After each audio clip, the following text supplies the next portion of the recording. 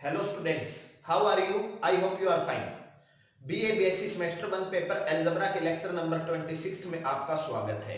आज के लेक्चर में हम rank of product of two matrices से रिलेटेड थ्योरम करेंगे और एक थ्योरम करेंगे रैंक जो है मैट्रिक्स का और उसके ट्रांसपोज का सेम होता है, जो कि आपकी बुक में बताया हुआ है।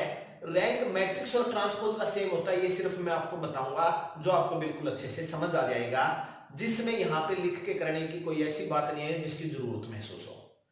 तो पहले हम इस थ्योरम का प्रूफ करते हैं कि rank of product of two matrices important है एग्जाम पॉइंट ऑफ व्यू से भी और कॉम्पिटिटिव एग्जाम के नजरिए से भी। The rank of the product of two matrices can not exceed the rank of either matrix. कैसे? जो रैंक ऑफ ए बी है लेस देन और इक्वल होगा rank A and rank of A B less than equal to होगा rank of B. तो मैंने suppose कर लिया ए का रैंक R1 है, बी का R2 है, ए बी का R है। ठीक है, जो मैट्रिक्स ए है उसको मैं नॉर्मल फॉर्म में कन्वर्ट करता हूं। इससे प्रीवियस लेक्चर में हमने किया था कि हम नॉर्मल फॉर्म में कैसे कन्वर्ट करते हैं, और रैंक के लिए नॉर्मल फॉर्म में कन्वर्ट किया जाता है या नॉर्मल फॉर्म से रैंक को बताया जाता है। तो एक मैंने मैट्रिक्स चेंज कर ली जो कि नॉर्मल फॉर्म में होगी। अब कुछ स्टूडेंट्स कहेंगे कि सर आपने नॉर्मल फॉर्म 4 बताई थी, हो सकता है उनमें से हो सकता है वैसी हो, तो वो भी इसी तरह उसको भी सोच सकते हैं। आप सोच सकते हैं एम इसकी साइड में भी 0 है, कुछ नीचे है, कोई बात नहीं। ठीक है, तो ये हमारी नॉर्मल फॉर्म में चेंज होगी, जहां पे एम क्या है, सब matrix of A having R1 non zero rose. Rank R1 है तो R1 क्या होगा, नॉन जीरो रोज बनेगी। ये हमने उसमें कन्वर्ट कर लिया। अब हम इसकी पोस्ट मल्टीप्लाई करते हैं बी से, बोथ साइड ये मल्टीप्लाई कर दिया। अब देखो यहां पे नॉन जीरो रोज है, ठीक है, बी मुझे नहीं पता क्या है। जब हम रो और कॉलम मल्टीप्लाई करेंगे, अगर बी जीरो मैट्रिक्स सपोज करो तो क्या आएगा, सारी की सारी जीरो मैट्रिक्स बन जाएगी। अगर ये नॉन जीरो है तो मल्टीप्लाई करेंगे कहीं ना कहीं नॉन जीरो आएगा, लेकिन जो R1 है इसके अलावा जो नीचे जीरोज है जितनी, उनकी मल्टीप्लाई करोगे तो क्या आएगा, जीरो रो ही बनेगी। यानी इनकी मल्टीप्लाई करने से ज्यादा R1 नॉन जीरो रो बन सकती है। ठीक है, क्या है, दोबारा रिपीट करता हूं अपनी बात को। ये मैट्रिक्स है, इसके पास ज्यादा से ज्यादा at the most first R1 non zero rows which are obtained by multiplying first. जो यहां पे R1 नॉन जीरो रोज है उनकी मल्टीप्लाई से नॉन जीरो आ सकती है, हो सकता है कोई रो जीरो भी बन जाए। तो एट द मोस्ट R1, तो इट मींस जो रैंक है इसका ज्यादा से ज्यादा कितना होगा, R1। हम ये नहीं बता सकते कितना होगा, वो R1 होगा या R1 से कम होगा। और आपको पता है A B is equal to, ये ए बी को ही रिप्रेजेंट कर रहा है, इसलिए rank of A B less than equal to R1, और R1 किसका रैंक है, रैंक ऑफ ए। तो इसलिए हमने क्या प्रूफ कर दिया कि rank of product of A B, जो प्रोडक्ट ऑफ मैट्रिक्स है उसका रैंक क्या होता है, जो प्री फैक्टर है इन दो मैट्रिसेस में जो कम है इससे लेस मैंने प्रूफ कर दिया। प्रूफ करना पोस्ट वाले से भी।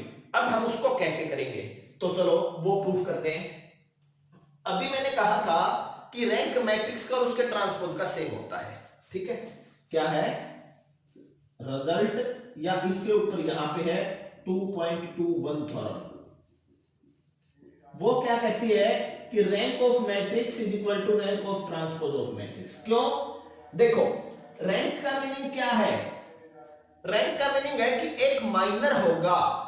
अगर मान लो ए का रैंक R है, इट मींस क्या है कि इसके पास एक माइनर है, कम से कम एक माइनर R ऑर्डर का, नॉन जीरो माइनर, और इससे बड़े ऑर्डर के अगर एग्जिस्ट करते हैं तो वो क्या होंगे, जीरो होंगे।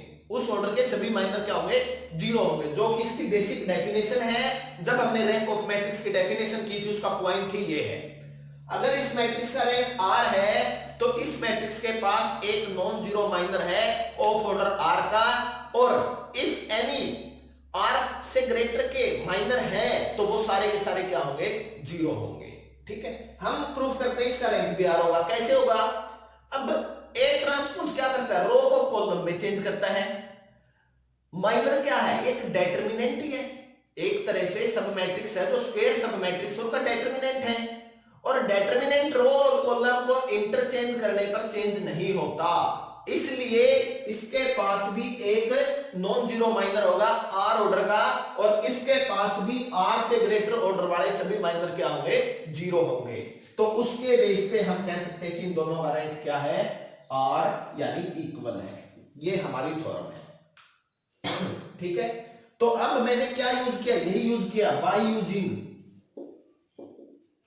Rank of A is equal to rank of A transpose. तो rank of A B is equal to rank of A B का ट्रांसपोज, डैश से लिख देते हैं या टी से लिख देते हैं। अब आपको ट्रांसपोज की प्रॉपर्टी पता है जो कि पहले चैप्टर में की थी, ट्रांसपोज रिवर्स लॉ को ओबे करता है, यानी बी डैश ए डैश। और अभी हमने यहां पे प्रूफ किया कि rank of product of A B क्या होता है, less than equal to rank of prefactor A. Rank of product of A B less than equal होता है रैंक ऑफ प्रीफैक्टर ए। तो यहां से क्या आ गया, rank of B dash A dash less than equal to rank of B dash. तो अगर हम यहां से लिखे rank of A B less than equal to rank of B लिख दिया, बी डैश है और रैंक ऑफ बी डैश किसके इक्वल है, रैंक ऑफ बी के। दोबारा वही प्रॉपर्टी कि ट्रांसपोज का रैंक मैट्रिक्स के रैंक के इक्वल होता है। तो इस तरह से हम कह सकते हैं कि the rank of the product of two matrices जो एक्सीड नहीं करेगी कभी भी रैंक ऑफ आइदर मैट्रिक्स को। और कॉम्पिटिटिव एग्जाम में इसका जो रिजल्ट यूज किया जाता है, rank of A B less than equal to minimum of rank A comma rank B. आप इसको इस तरह से नोट कर लीजिए अपनी बुक में, ये की पॉइंट है for competitive exams, very important points.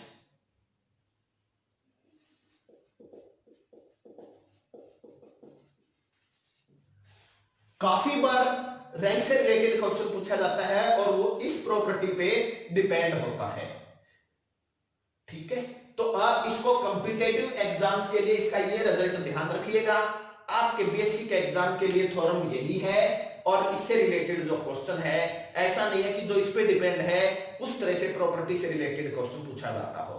तो बीएससी के एग्जाम के लिए तो इस थ्योरम्स का प्रूफ ही काफी है। उम्मीद करता हूं कि आपको ये थ्योरम अच्छे से समझ आ गई होगी। अगर आपको मेरे लेक्चर अच्छे लग रहे हैं, अच्छे से समझ आ रहे हैं और आपको एक्चुअल में आपका ज्ञान का लेवल जो है वो बढ़ रहा है, आपको बेनिफिट पहुंच रहा है, तो आप इसको अपने दोस्तों तक जरूर पहुंचाएं। इसी के साथ हम आज के लेक्चर को समाप्त करते हैं।